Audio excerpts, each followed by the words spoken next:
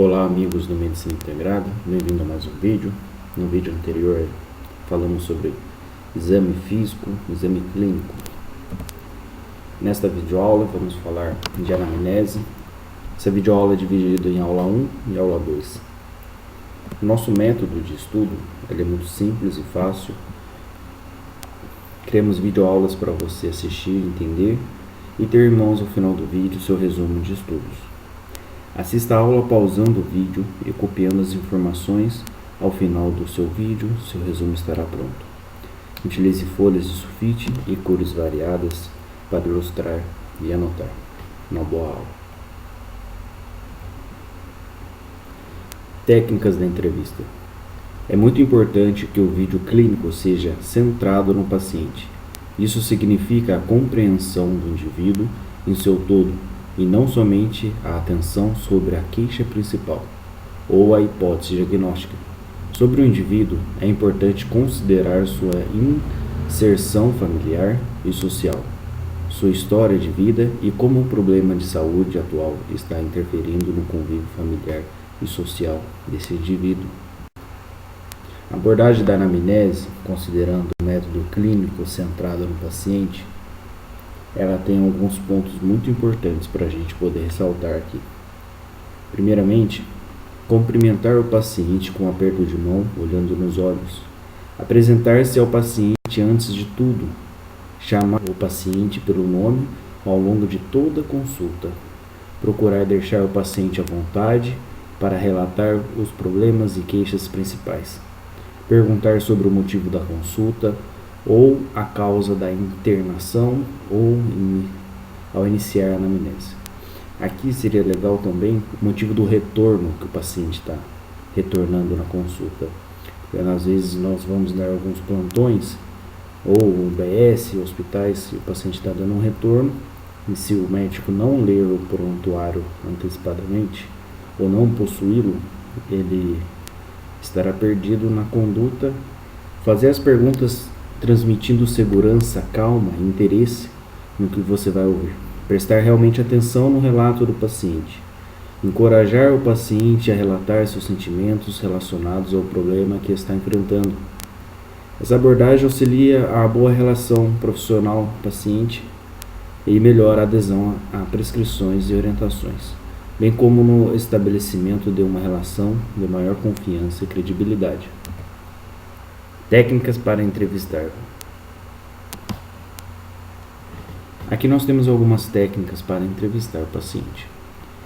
Quais são elas? O silêncio, o esclarecimento, facilitação, reafirmação, a compreensão. O silêncio. Há momentos da entrevista em que o examinador deve permanecer calado, mesmo que pareça ter perdido o controle da conversa. O entrevistador deve utilizar o silêncio quando o paciente se emociona. É inadequado dizer ao paciente que não chore ou que se controle. Esclarecimento. O esclarecimento é diferente da reflexão, porque nesse caso o médico pode definir de maneira mais clara o que o paciente está relatando. Por exemplo, se o paciente se refere a tonturas, o médico pode saber que esse termo tem vários significados. Procura esclarecer a qual deles o paciente se refere. Explicar melhor ao paciente. Vertigem, sensação desagradável na cabeça, ou uma possível tontura, falta de equilíbrio, mas não conduz o paciente àquilo que você quer. Se você disser ao paciente é uma labirintite, o paciente pode muito bem dizer que é, e na realidade não é. Ele só está tentando colocar, não é você que tem que dizer ao paciente, lembre bem disso. A facilitação é uma técnica de comunicação verbal ou não verbal que encoraja o paciente a continuar falando, sem direcioná-lo para o tema. Expressões como continue, fale mais sobre isso, assim como gestos de balançar a cabeça demonstrarão interesse e compreensão e podem facilitar o relato do paciente. Essa facilitação é a forma que você se comporta e a forma que você se interessa por aquilo que o paciente apresenta para você. Confronto. O confronto indica ao paciente que o examinador detectou algum aspecto que merece aprofundamento. Por exemplo, o senhor parece irritado? O senhor está zangado? O confronto deve ser empregado com cuidado, uma vez que seu uso excessivo pode ser interpretado pelo paciente como grosseria ou falta de compreensão. A interpretação é um tipo de confrontação que se baseia em uma conclusão tirada pelo examinador. Por exemplo, parece que o senhor está amedrontado. O confronto a gente deve evitar de usar muitas vezes quando você avalia que o paciente já está a ponto de ter um estopim psicológico, no qual ele pode ter um surto nervoso, entre outras crises de ansiedade, por exemplo, dentro do consultório. Nem sempre é bom utilizar o confronto. O apoio. A afirmação de apoio promove a insegurança do paciente. Dizer, por exemplo, eu compreendo. No momento em que o paciente demonstrar dúvida ou insegurança, pode encorajá-lo a prosseguir no relato e fornecer mais detalhes. Expressões tranquilizadoras podem ser necessárias em momentos de dificuldade, mas não se deve fazer afirmativas prematuras sobre diagnóstico ou prognóstico só para aliviar a ansiedade do paciente. Se você tem uma prerrogativa na sua cabeça que você possivelmente está avaliando o seu paciente, você sabe que o prognóstico dele posterior é um prognóstico não tão bem, você não deve ficar amenizando situações. Você apenas deve ser realista e compreensivo. Porém, não deve fazer nenhum tipo de terrorismo na mente do seu paciente ou provocar algum mal posterior de acordo com essa informação que ele vai receber. Tem que tomar muito cuidado sobre isso. Reafirmação. É uma maneira de transmitir ao paciente uma indicação de que entendeu o que foi dito por ele. A reafirmação encoraja o paciente que se mostra assustado, aborrecido ou desinteressado. É um modo de reforçar um diálogo que transparece distanciamento quando na forma de interrogação. Pode parecer um confronto, dependendo do tom de voz, pode ser entendido pelo paciente como apenas a interpretação que o médico está fazendo de alguma informação. Então, você reafirmar o paciente daquilo que ele disse, quando você faz a anamnese, pode ser comparado com um confronto com aquilo que ele está dizendo, né? Deve ser tomar cuidado também quando você faz essa reafirmação. Compreensão por palavras, gestos ou atitudes. O Porto fala colocar a mão sobre o braço do paciente, por exemplo, o médico demonstrar compreensão ao relato do paciente. Você tem que tomar cuidado para não confundir as coisas ou demonstrar afeto demais, ou fazer com que o paciente confunda as situações. Você tem que tomar muito cuidado. Anamnese.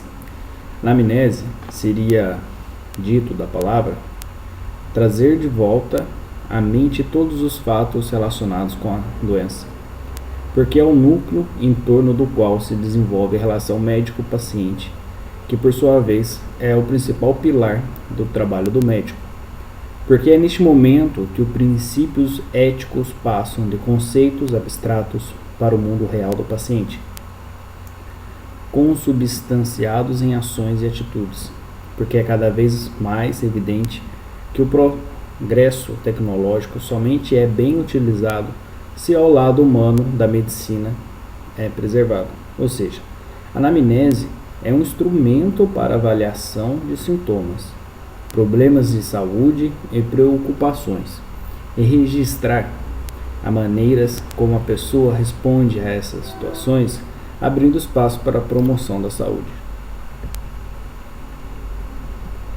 Pontos para um melhor diálogo com o paciente e a anamnese. É no primeiro contato que reside a melhor oportunidade para fundamentar uma boa relação entre médico e paciente. Cumprimentar o paciente perguntando logo o nome dele, dizendo-lhe o seu. Não use termos como vovó, vovô, vovozinho, vovozinha, meu anjo, minha querida. Use sempre um nome do paciente, tá ok? Demonstre atenção ao paciente quando ele estiver falando. Procure identificar o ponto né, em relação às condições especiais do paciente, que seria a dor, sono, ansiedade, irritação, tristeza, tá ok? Conhecer e compreender as condições socioculturais do paciente representa uma ajuda inestimável para reconhecer a doença e entender o paciente. Perspicácia e tato são qualidades indispensáveis para a obtenção de dados sobre doenças estigmatizantes ou distúrbios que afetam a intimidade da pessoa. Ter sempre cuidado de não sugestionar o paciente com perguntas que surgem de ideias preconcebidas. O paciente já tem uma ideia pré-concebida porque ele pesquisou no Dr. Google, na internet, e chegou até você, você perguntou algo e ele se conduziu a um diagnóstico. Ele falou, não, doutor, eu tenho isso, não, realmente eu tenho esse sintoma. Mas muitas das vezes o paciente ele pesquisou, porém ele não tem o sintoma e ele refere para você que tem. Entendeu? Por isso que a gente tem que avaliar sintoma confrontando com sinais, tá ok?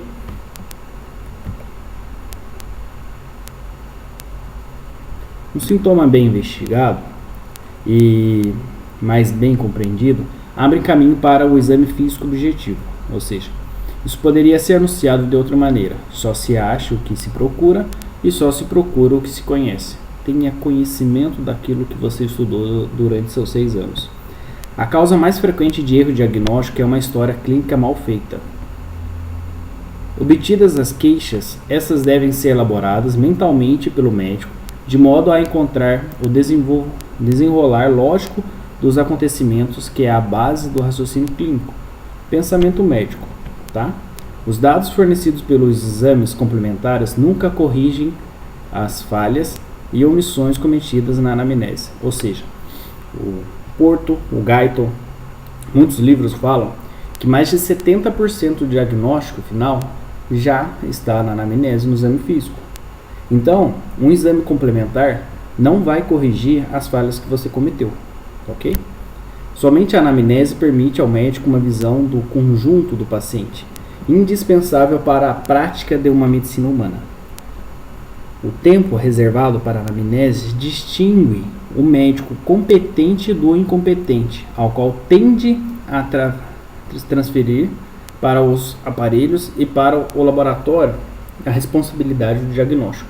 A responsabilidade do diagnóstico não está em outros exames ou outras pessoas, está em você. Elementos que compõem a anamnese. Os elementos que compõem a anamnese seriam o quê? Vamos lá. Identificação, queixa principal, história da doença atual, interrogatório sintomático dos diversos aparelhos, que é o ISDA, antecedentes pessoais, hábitos de vida, condições socioeconômicas e culturais, e a gente vai detalhar um por um agora. Identificação, confecção de prontuários e arquivos. A data em que é feita a anamnese, tem que ter o registro. O nome completo do paciente sem abreviatura. Idade, em anos ou meses, se tiver menos de 1 ano de idade. Sexo, a cor, etnia, qual a cor o paciente tem, qual a etnia o paciente tem. Às vezes o paciente é descendente de negro, porém o paciente é branco, tá ok? Porém ele tem os genes de hipertensão, né, de anemia falciforme no seu DNA. Então tudo isso você tem que colocar, e se há alguma distinção, posteriormente a gente consegue ter esses dados colhidos. Estado civil, casado, solteiro, divorciado, viúvo, entre outros. A profissão que ele já exerceu durante o longo da vida e que ele está exercendo hoje. A sua ocupação atual, né? Eu sou profissional, sou mecânico. Ocupação atual, sou carpinteiro. Então são coisas diferentes, você tem que anotar. Naturalidade, onde ele nasceu, cidade onde ele nasceu, procedência, da onde ele está vindo, a residência onde ele mora atualmente. O nome da mãe deve ser anotado, tá? Inteiro, porque às vezes a paciente tem o mesmo nome que outro, mas muito difícil ele ter o mesmo nome da mãe, né? Então isso é muito importante, você anotar o nome inteiro da mãe sem abreviaturas. O nome do responsável, cuidador, acompanhante, no caso de crianças, idosos, incapacitados e tutelados. Ok? A religião, que é muito importante você saber a religião do paciente, para você ter uma uma relevância no processo de saúde e doença, o que você pode fazer, o que você não pode fazer em relação ao respeito com a religião do paciente, e filiação com órgãos, instituições previdenciários e planos de saúde deve sim constar no plano e no prontuário do paciente, se ele já tem um plano médico e qual é e como é essa situação. Queixas principais. Registrar-se a queixa principal ou motivo que levou o paciente a procurar o médico, repetindo, se possível, as expressões por ele utilizadas entre aspas, certo? E como seria? Qual motivo o paciente veio? Qual é a queixa principal? É dor? Quanto tempo? Quando originou? Entendeu? Se for a primeira consulta ou se é retorno ao trabalho, periódico, também anotar, tá ok? História da doença atual, né? Permita o paciente falar da própria cabeça dele. Determine um sintoma guia. Doutor, eu tô com uma dor de cabeça. Fale mais sobre a dor de cabeça. Então, determinar esse sintoma guia, tá? Suas características, conduzir e estabelecer relações com outras queixas com sintoma guia, né? A história obtida do começo, meio e fim, né? Não induza a resposta e não induza ou encaminhe o paciente com sugestões. Tudo isso você tem que levar em consideração, ok? O sintoma guia que eu falei, né? A análise do sintoma guia tem que ter início, característica do sintoma, fatores de melhora ou piora, se melhora de noite ou piora, se ele está sentado, deitado, depois da atividade física ou fazendo atividade física, né? Relação com outras queixas, qual é a relação com outras queixas que ele tem, ou ele já apresentou no passado, ou está apresentando agora, evolução, como que ela está evoluindo, né? Situação atual. Interrogatório sintomatológico dos diversos aparelhos. Na aula passada, eu tinha referido sobre uma musiquinha chamada cabeça, ombro, joelho e pé, né? Céfalo caudal, vamos assim, do cabeça aos pés. A anamnese especial ou relação dos sistemas constitui, na verdade, um complemento da história da doença atual. O interrogatório sintomatológico documenta a presença ou ausência de sintomas comuns relacionados com cada um dos princípios sintomas corporais. De um modo geral, uma HDA bem feita deixa pouca coisa para o interrogatório sintomatológico dos diversos aparelhos, o ISDA, que é, entretanto, elemento indispensável no conjunto do exame clínico, certo? Pode-se dizer mesmo que este é concluído quando o interrogatório sintomatológico, abrangendo todos os sistemas do organismo, tiver sido adequada e completamente executado. Ou seja, o HDA bem executado não vai deixar muita coisa para o ISDA, porém o ISDA vai complementar e correlacionar as queixas do HDA com o ISDA, isso é muito importante.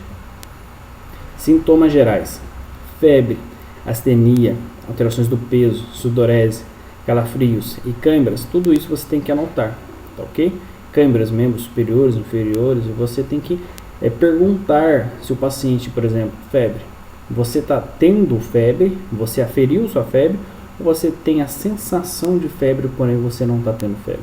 Então, tudo isso deve ser perguntado para o paciente, questionado. Pele, né?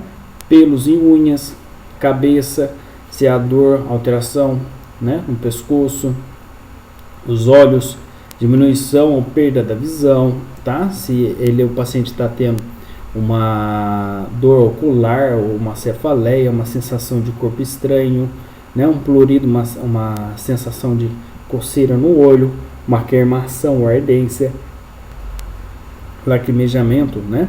Fora de hora, ou um choro independente, sensação de olho seco, né? Entre as outras características que está pontuada aqui, que vocês vão estar olhando, né? Uma importante seria a secreção, tá ok? Que tipo de secreção dos olhos está tendo? Vermelhidão, né? Alucinações visuais, isso é muito importante você colocar, tá ok? Ouvidos, dor, né? Se o paciente está tendo a saída de líquidos, né? Uma otorreia, uma otorragia, né? Zumbidos, vertigem, tontura. Daí aqui na vertigem e tontura você tem que questionar muito bem o paciente, porque o paciente muitas vezes não sabe distinguir. Quem tem que ajudar essa distinção seria o médico, né? Nariz, tá? Se você pegar as vias aéreas superiores, você vai ver que uma coisa vai estar encaixando na outra, tá ok? Você vai ter que colocar prurido, dor, espirros, obstrução nasal, né? Corrimento nasal, a dispneia, né? Se está tendo uma hemorragia nasal, diminuição do olfato, aumento do olfato, alteração do olfato, tudo isso a gente tem que relacionar e colocar aqui. Cavidade bucal, tá? O paciente, o que ele está apresentando? Ulcerações, sangramento, alterações do apetite, né? Na faringe, que tipo de dor, suas características, né? A disfagia, né? Se ele está tendo dificuldade de deglutir, né? Na laringe, se ele está tendo alguma alteração da voz, né? Tem a disfonia, afonia, né? Quando isso acontece, por que acontece? A tireoide, paratireoide, se ele vai estar tendo apresentação de bócio, nódulos, rouquidão, né? Os linfonodos e vasos, se ele está tendo alguma lesão ou caracterização, as suas características, localização, tudo isso a gente tem que anotar e pontuar. Tórax. Eu preparei uma aula sobre tórax, tá? Sobre exame físico de tórax e anamnese também. Ela vai ser colocada dentro de algumas semanas aqui no nosso canal, tá? A dor, localização e características, tá? As particularidades do tórax, seus movimentos devem ser anotados. Alterações da forma, tá? Isso a gente vê na inspeção. A dispneia relacionada às configurações do tórax, ok? Mamas, tá? A gente vai ter que colocar nódulos, tá ok? E esses nódulos, se tem duração, se tem alguma coisa relacionada ao ciclo menstrual ou não, tá? Se tem alguma relação com problemas hormonais da paciente, secreção mamilar, se é uni ou bilateral, se é espontânea ou provocada, qual é o aspecto dessa secreção. Traqueia, broncos, pulmões e pleuras, tá? Também tem uma videoaula relacionada só à parte pulmonar. A gente vai colocar a localização e outras características, só tosse seca, né? Com expectoração, frequência, tonalidade, se o decúbito também, tá ok? Expectoração, volume, né? Cor, odor, aspecto, consistência, tipos de expectoração, tá ok? Se é serosa, purulenta, tá? Hemoptise, se é eliminação de sangue pela boca. A vômica, se é eliminação súbita através da glote. Tudo isso a gente tem que pontuar e anotar. A dispneia, né? Se ela tem relação com o decúbito ou não do paciente. A chieira, se é um ruído, né? Sibilante, percebido pelo paciente durante a respiração. A cornagem, que é um ruído mais grave, tá ok? E um estridor, né? A respiração ruidosa, né? É muito parecido com a cornagem, mas é mais ruidosa. A tiragem, que é o aumento da retração dos espaços intercostais, né? O diafragma, mediastino, a gente dor, sua localização característica, soluço, tá?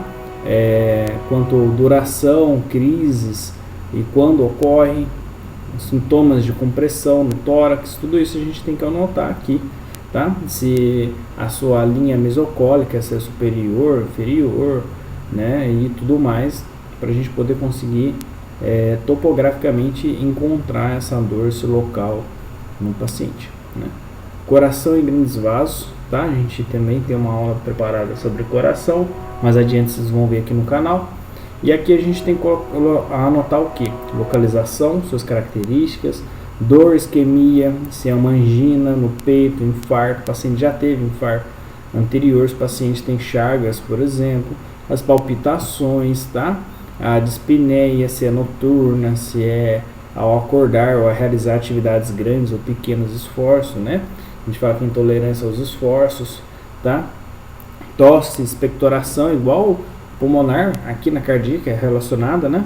Cardiorrespiratória, a gente vai ver que as coisas são associadas, tá? A chieira, né? Que a gente colocou, que seria a relação com a dispneia e tosse, né? O desmaio, a síncope, se é perda súbita, transitória, parcial ou total, Aqui a gente tem que levar em consideração que às vezes o paciente fala que tem desmaio, porém não é um desmaio, tá? Às vezes o paciente está deitado em decúbito dorsal, dormindo, acorda repentinamente rápido e o paciente tem um mal súbito, né? O paciente tem um problema de pressão, no qual a pressão arterial do paciente não é adequada para aquele tipo de movimentação rápida, tá? E ao qual o paciente pode ter queda, o paciente pode apresentar perda súbita ou transitória ou parcial ou total da consciência nesse momento, tá? Alterações do sono, cianose, edema, astenise, posição de cócoras, né? Se o paciente em posição de cócoras ele tem um alívio ou não, tá? Quando ele está agachado. O esôfago, a gente tem que colocar aqui, tá? Pontuar também sua disfagia, né? Se o paciente está tendo uma regurgitação, uma eructação, soluço, né? Tudo isso a gente tem que ir anotando. Abdômen, eu preparei uma aula de abdômen, mais para frente a gente vai colocar aqui no canal. E no abdômen a gente tem que colocar a dor, suas características, localização, assim como no esôfago, né? Aonde, qual é essa região, se é a região epigástrica ou não, né? E náuseas e vômitos. Intestino, questionar diarreia, né? Alterações das fezes, consistência das fezes, dor abdominal, quanto tempo o paciente leva para ir no banheiro, se vai no banheiro todos os dias, né? E qual é essa relação intestinal, se há muita flatulência e tudo mais. O cólon, reto e ânus, né? A gente vai entrar também na parte intestinal e a gente vai observar se o paciente tem dificuldade para poder fazer a evacuação, se ele tem dor, sangramento, né? Se ele tem algum prurido, né? Uma distensão, coceira perianal noturna e tudo mais. Fígado e vias biliares. Deve-se anotar dor, tá? Cólica, localização. Qual hipocôndrio que é, normalmente seria o direito, tá? Icterícia, avaliar as mucosas do paciente. Em relação ao pâncreas, a sua dor, localização também, icterícia, você vê que tudo se relaciona no exame, né? Quanto à diarreia, esteatorreia, né? Características das fezes, vômito, sensação de náusea, tá? No pâncreas, devido a glucagon e também a insulina. Rins e vias urinárias, a gente deve anotar sobre localização e radiação. Alterações miccionais, tá ok? Em relação ao seu volume, ritmo urinário, né?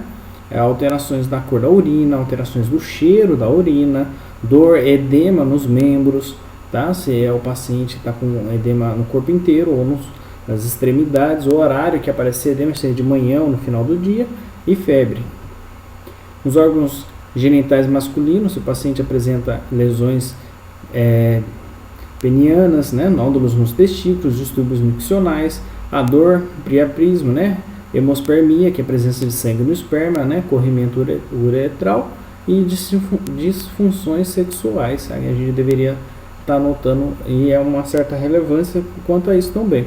O ciclo menstrual, tá? A gente sempre tem que colocar se tem alguma disfunção no ciclo menstrual da mulher, os distúrbios menstruais que ela tem, a tensão pré-menstrual, né? A cólica, intensidade e duração, quanto tempo de sangramento essa mulher apresenta durante seu ciclo, né? Hemorragias, corrimento. Questionar hemorragias, a gente tem que questionar porque é o seguinte: quanto de absorvente a senhora utiliza durante o dia? Quantas vezes a senhora sangra e em quantidade a senhora chega a fazer uma borra de sangue muito grande no seu absorvente, se chega a transbordar ou não, porque às vezes a mulher acha que para ela é normal, mas não é, tá ok? Ela às vezes tem o aspecto e a noção daquilo que sempre foi normal para ela, porém não é o que é o normal para um ser humano, né? A gente tem que levar em consideração isso. Prurido, as disfunções sexuais, menopausa, né? E alterações endócrinas, né, da mulher, que tem muito a ver com os fatores menstruais, o ciclo menstrual, pessoas que têm problemas de tireoide, problemas de hipotálamo, né, e tudo mais, a gente consegue correlacionar. Algumas síndromes também, isso é muito importante a gente anotar, ok? Muito obrigado por assistir mais uma videoaula, né? Esse foi o fim da nossa primeira aula de anamnese. Assista, né, a segunda aula de anamnese no próximo vídeo. Curta, compartilhe, ative o sininho de notificação. Muito obrigado pela presença no nosso canal, ok? Um grande abraço, tchau, tchau.